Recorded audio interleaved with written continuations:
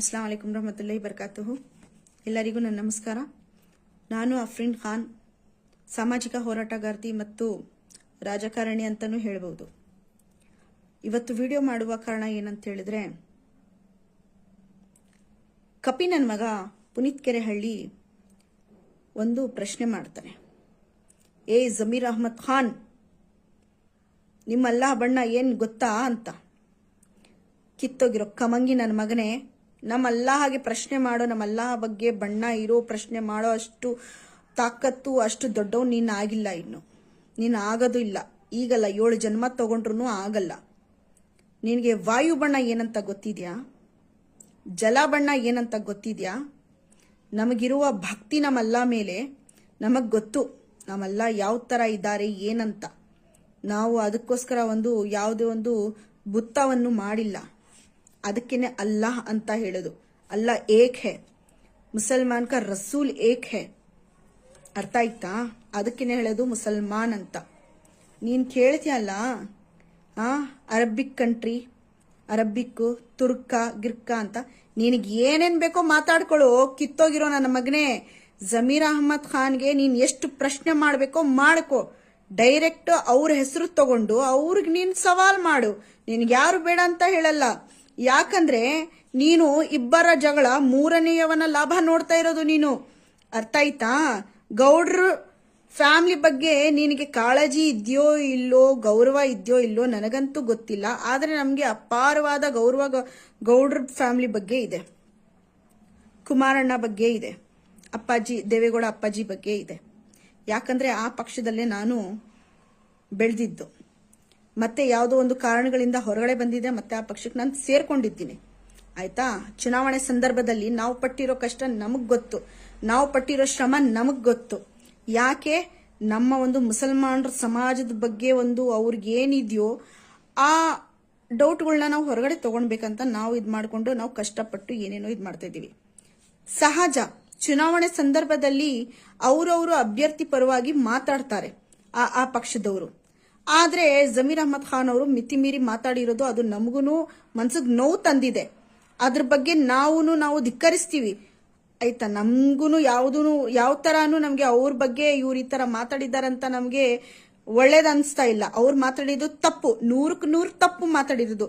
ಯಾಕಂದ್ರೆ ಸಂವಿಧಾನ ನಮ್ಗೆ ಯಾವುದೇ ಹಕ್ಕನ್ನು ಕೊಟ್ಟಿಲ್ಲ ಬೇರೆಯವರ ಬಣ್ಣದ ಬಗ್ಗೆ ಮಾತನಾಡಲು. ಮತ್ತೆ ಗೌಡ್ರ ನಮ್ಮ ಅಪ್ಪಾಜಿ ದೇವೇಗೌಡ್ರ ಕುಟುಂಬನೇ ಖರೀದಿಸ್ತೀವಿ ಅನ್ನೋ ಮಾತು ಹೇಳಿರೋದು ಅದು ತುಂಬಾ ತುಂಬಾ ದೊಡ್ಡ ಮಟ್ಟದಲ್ಲಿ ತಪ್ಪು ಮಾತು ಮಾತಾಡಿರೋದು. ಅದನ್ನು ನಾವು ಒಪ್ಕೊಳ್ತಾ ಇದೀವಿ. ಆಯ್ತಾ? ಆದ್ರೆ ಇದ್ರೆಲ್ಲ ಮಧ್ಯದಲ್ಲಿ ನೀನು ಅಲ್ಲಾಗೆ ತಗೊಂಡು ಬರ್ತಾ ಇದೆಯಲ್ಲ, ಕಿತ್ತೋಗಿರೋನೆ, ನಿನ್ಗೆ ದುಡ್ಕೊಂಡು ತಿನ್ನಕ್ಕೆ ನಿನ್ಗೆ ಯೋಗ್ಯತೆ ಇಲ್ಲ. ಅದಕ್ಕೋಸ್ಕರ ಯಾವುದೇ ಏನಾದ್ರೂ ಬರ್ಲಿ ಆ ಟಾಪಿಕ್ ಮೇಲೆ ನಾನು ಮಾತಾಡಿ ಪೊಲೀಸ್ ಅವ್ರ ಕೈಗೆ ಸಿಕ್ಕಾಕೊಂಡು ಹೋಗಿ ಸರ್ಕಾರ ಕೊಡೋದು ಬಿಟ್ಟಿ ಊಟನ ತಿನ್ನೋಣ ಅನ್ಕೊಂಡಿದ್ಯಾ? ಅಷ್ಟೇ ನಿಂದು, ಬೇರೆ ಏನೂ ಇಲ್ಲ.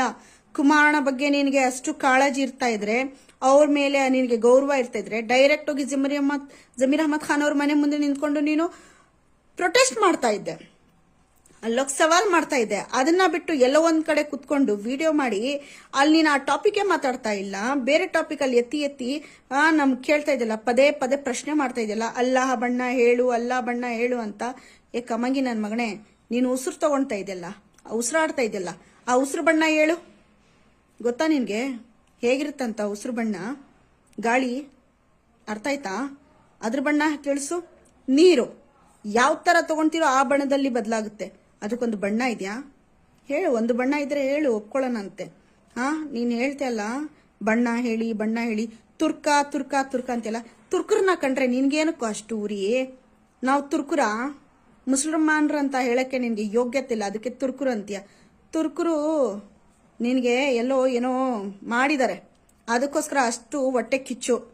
ಇನ್ನೊಂದು ಮಾತು ಹೇಳ್ತೀನಿ, ಇಬ್ಬರ ಜಗಳ ಮೂರನೆಯವನ ಲಾಭ.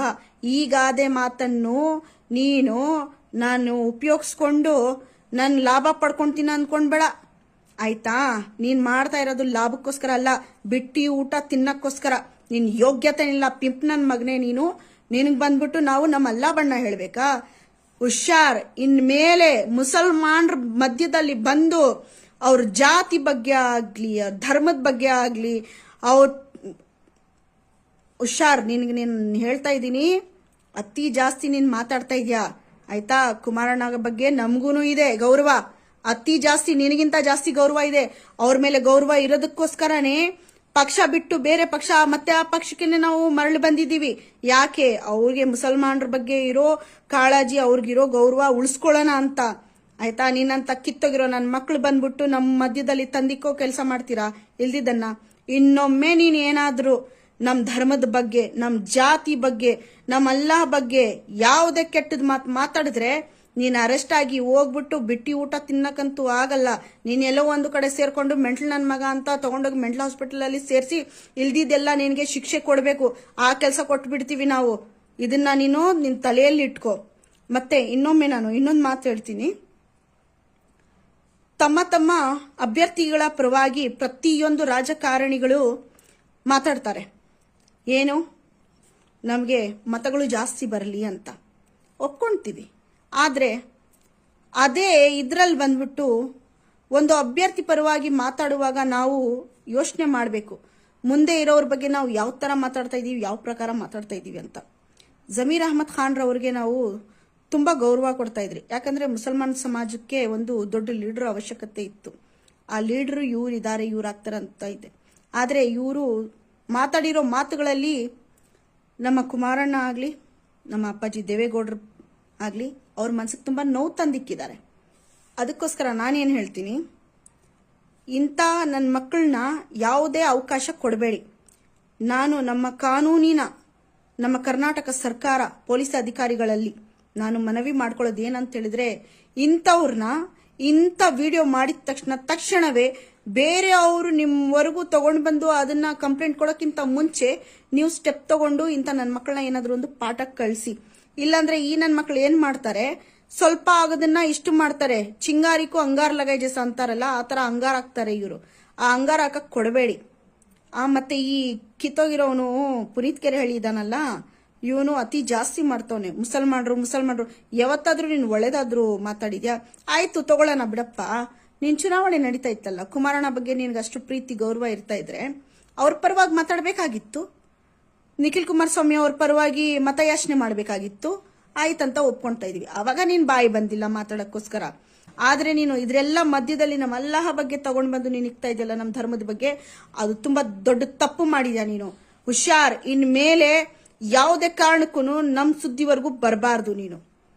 ಇಷ್ಟು ಮಾತು ಹೇಳಿ ನಾನು ನನ್ನ ಮಾತನ್ನ ಮುಗಿಸ್ತೀನಿ.